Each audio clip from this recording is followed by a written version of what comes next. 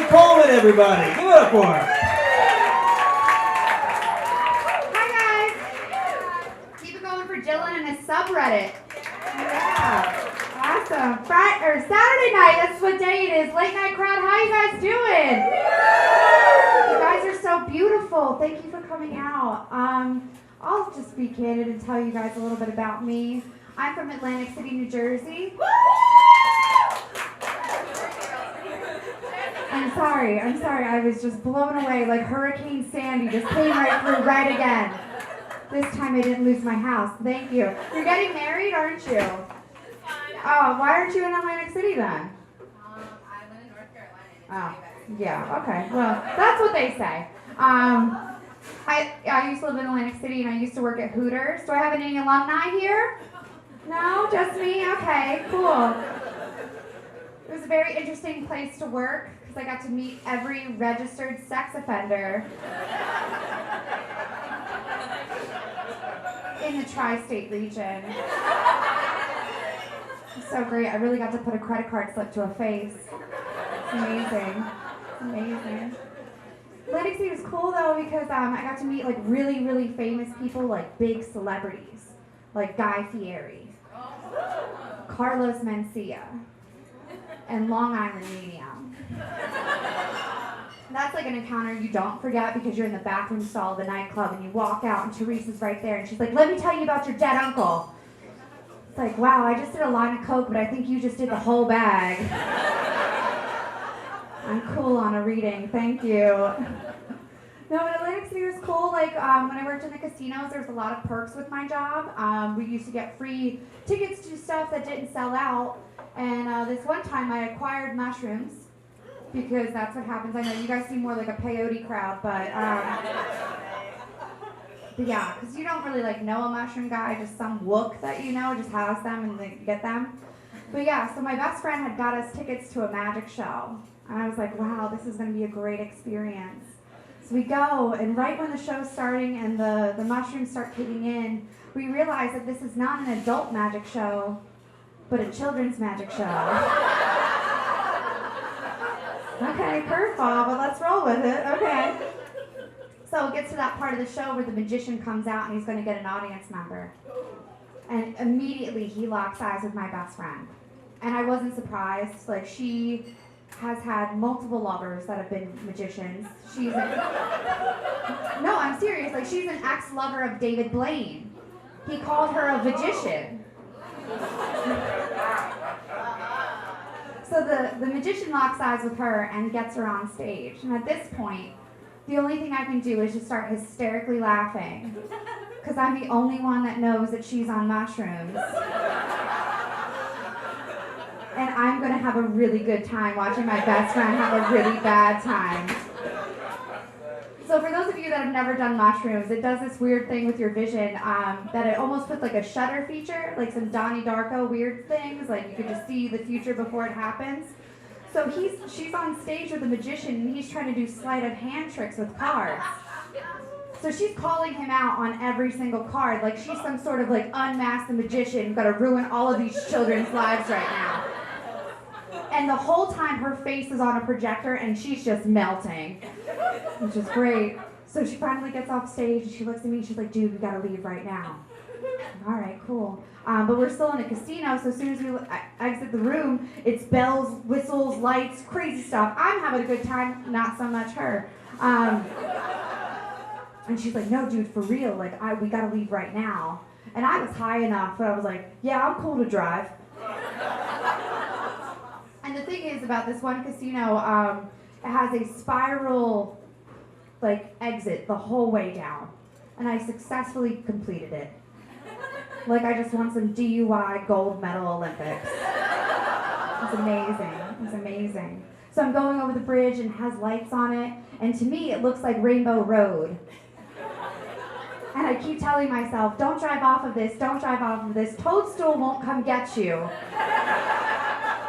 The cops will.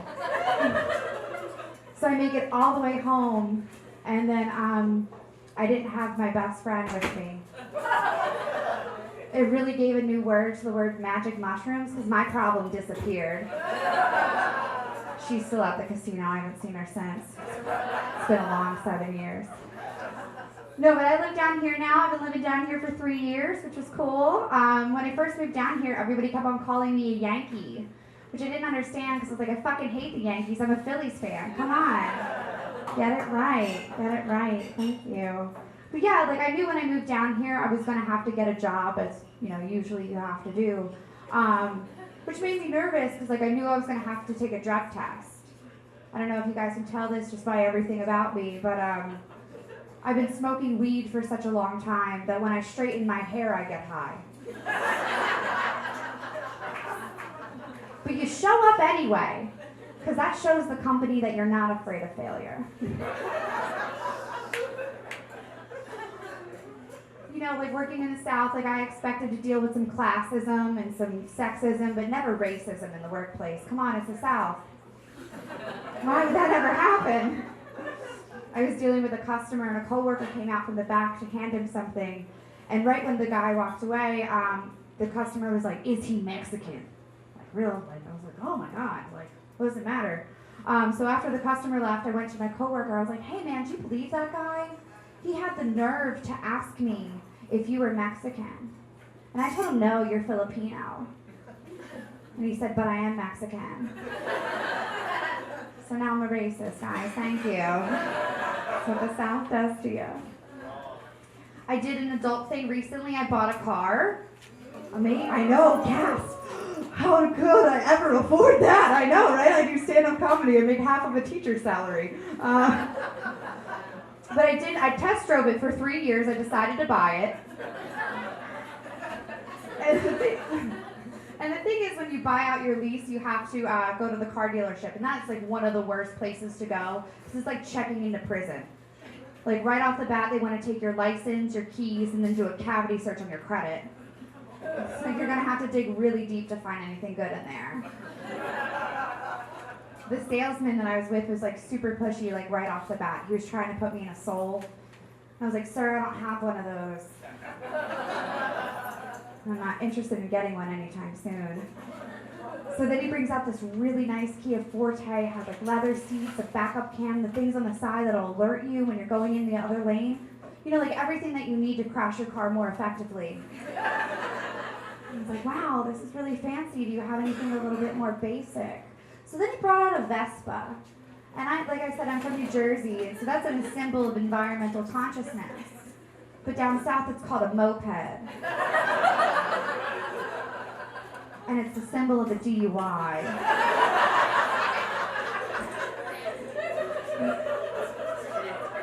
Come see me in 6 months, we'll see. The salesman was getting really frustrated with me. He's like, "What do I have to do to put you in a car today?" I said, "Well, give me back my keys." Thank you guys. That joke was sponsored by Kia. The good Koreans. Oh man. Guys, are we over summer yet? What's the opinion? It's monsoon season. You know, it's been raining so much. If you love it, that's great. But you know, me, I don't know. I used to really like the summertime, but now that I've been living down here, not so much. Just because like I'm a gross person. Like I never really want anybody to walk me to my car because I just don't want them to see the small recycling center. Like drive around town in.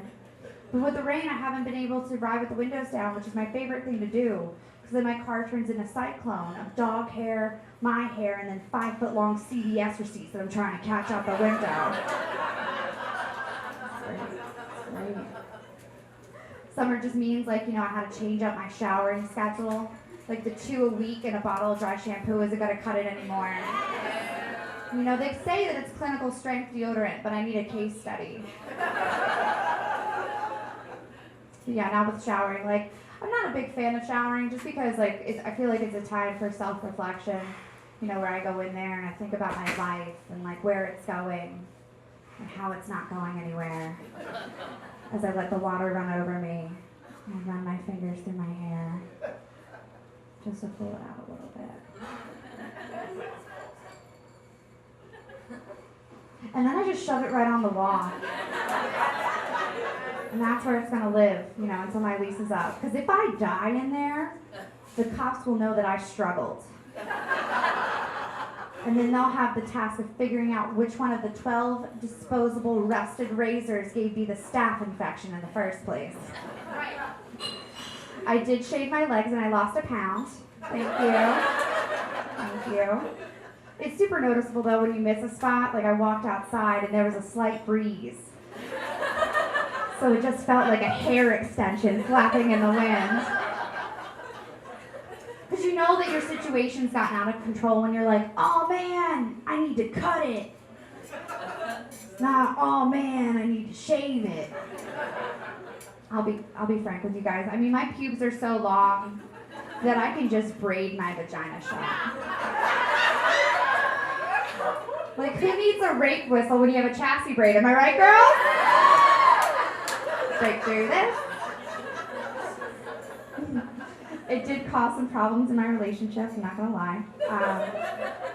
My boyfriend had asked me when I was gonna start shaving, and I asked him when he was gonna start flossing. So don't worry, it did come to a head. He asked me, he was just like, well, it's me or the pubes. And I chose the latter. Because at this point, it's like an art installation. I don't know how long it's gonna run. I don't know if it's like a 9/11 memorial. I don't know, but we're keeping it. We're keeping it, guys. Oh man. Summer also means like a lot of outdoor activities, which I really like a lot, you know, and like drinking is cool, you know, like you guys drinking tonight? Yeah, hell yeah you are, you lushes. It's Wilmington. But no, like that just means a lot of peeing in public. You know, guys, super easy for you, you know? You could just like whip it out and go anywhere because you have aim. The only thing us girls can do is just make it come out harder. You don't know what anxiety is until you hear that on the stall and you're like, I'm going as fast as I can. I think the real difference though is like the difference in streams. Like men have the single stream or the double stream, which happens after sex, or the complications of sex. Please go get that checked out. But ladies, we have the single stream, the double, and something that I like to call the octopus trickle. For those ladies that aren't laughing, you guys are liars. Because you know exactly what this is like. This is like a babbling brook coming out of your urethra, and you've just fully committed that you're going to pee all over your left butt cheek.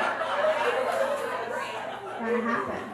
But you're a good girl. You clean yourself up, you wash your hands, you get halfway to the door, and then you feel that one drop just start to roll down your legs, all the way down. And by the time it hits mid-calf, you've convinced yourself that it's the water from washing your hands. It's not, guys. It's pee. Summertime also means like a lot of great movies come out, like big blockbuster movies, which is cool. Like I'm a big fan of like all-female reboots. You know, Ocean's 8 came out at the beginning of the season, which is amazing. Hire 8 women to do the job of 11 men and pay them 78 cents on the dollar.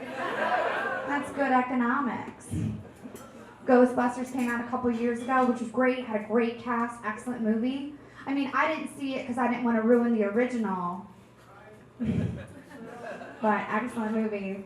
I just think like all of those choices are a little bit safe. Like they don't really push the envelope with an all-female reboot. You know, like where's the all-female reboot of American History X? Just call it American History XX. There you go. I'm getting older, which is weird. You know, I realize I'm gonna die alone, so I'm trying to harvest more female friendships. That way we can have a dog gang or something like that. But I went to an all-female sleepover, and like within an hour, it turned into a Marxist meeting. Now you're thinking like, what kind of millennials are you guys? But I mean, if you go out to Whiteville, they're reading Mein Kampf, so pick a lane. As I've gotten older, I feel like my politics is a little bit changed a little bit. You know, like when I was 18, I was a super big libertarian because I really believed in property rights. Now at 30, I know that I'll never own property, so times have changed. I guess you could call me progressive, you know, like I'm looking to go to a protest so I can get locked up to get 3 meals and housing. You know, I just wish socialism was a little bit more accepted, you know, like that way I could make jokes about going to the doctor that we all could get. Oh my gosh, you guys are so much fun. Man, it's just been crazy, you know, like with everything that's been going on in this political climate, I just don't feel that, you know, comedy's, you know, as fun anymore, you know, I can't say the things that I want to say, like on the internet, you know? Like I'm at that age now where all of like my friends are starting to have kids, which is cool, you know? They say that parenting is a full-time job. Well, I don't want to work in the first place. So I'm not even going to apply. I was at my friend's house and she handed me her baby. And all I could be like is, why? Why would you hand me a flesh bag of mucus? And she's like, oh, I gotta take this bong rip. And I was like, all right, cool. We're still doing that. All right. So I'm holding this baby, and it's like looking at me like it's trying to like look through my soul. And then I'm like scowling back at it, which I felt bad for like a second. But then I realized that this kid's never gonna contribute to my Social Security. And he's gonna wanna grow up to be a YouTuber. And that's the job that I want, so fuck that baby.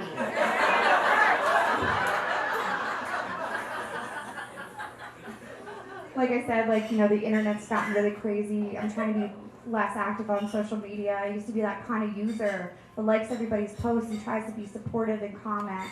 Had a friend and she was looking for advice on what to give a baby that's only been breastfed. And it took everything in me not to comment bleach. I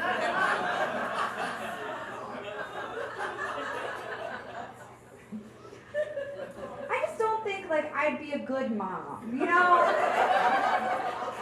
I mean, that's just me. Like, but I think I'd be a really good dad, you know? Like, what's every other weekend and every Wednesday, right? That's something I could commit to. I just think, like, some of the best dads are never biological fathers. I know, right? It's crazy to think about, you know? Like, you've got people like Daddy Warbucks. Great dad. Charles in Charge. Also a great dad. And then you have Woody Allen. I know, imagine that. Picking out your baby wife and then raising her up to be the woman that you want her to be. You know, that's the kind of love that only money can buy. Does anybody use condoms in here? I don't know why that's a joke, but apparently that's a joke. AIDS is still a thing, and you don't have health insurance, so... But no, there is a new brand of condom that has just come out recently. It's fascinating. It's exclusively marketed to women, just because it has really discreet packaging. It comes in a Lindor truffle box. I don't know about you guys, but I'm not getting slut-shamed at CVS. Not me. I march right up there with my condoms and my ice cream. And I say, one of these two things are going to happen tonight. The cashier looks at me and says, why not both? And then we high five. Thank you guys so much. My name's Alli Coleman. Enjoy the rest of your evening. Alli Coleman, everybody. Give it up for her.